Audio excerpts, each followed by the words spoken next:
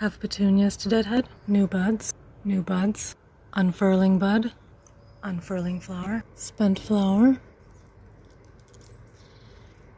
Spent flower.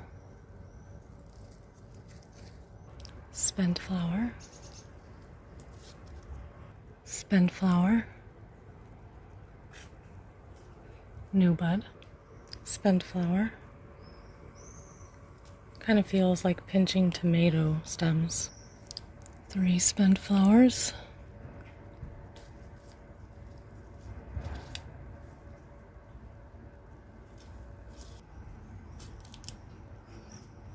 Another spent flower.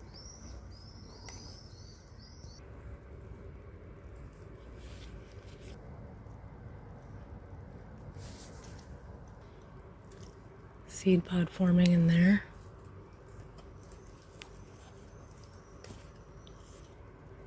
Seed pod.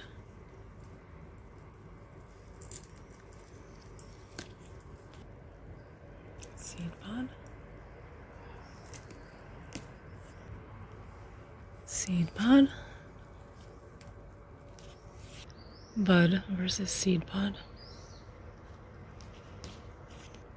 Another seed pod forming. Another seed pod.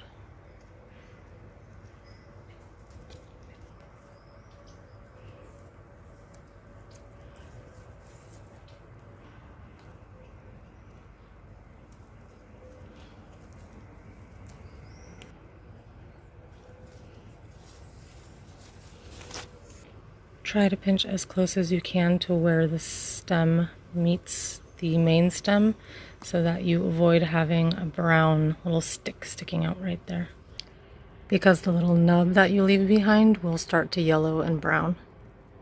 And there's no need to keep it because it won't grow any more flowers from this. It's growing the flower from the little crotch behind the stem and the leaf, like between. They do leave like a sticky film, but it washes off very easily. You could also trim off all these stems about here and it will fill in and become more dense. And if you do decide to trim these up, I would suggest trimming in a spot like this where you cut off the stem but you still have a bud. Although that right there happens to be a seed pod. So, you know, a little higher up is fine too.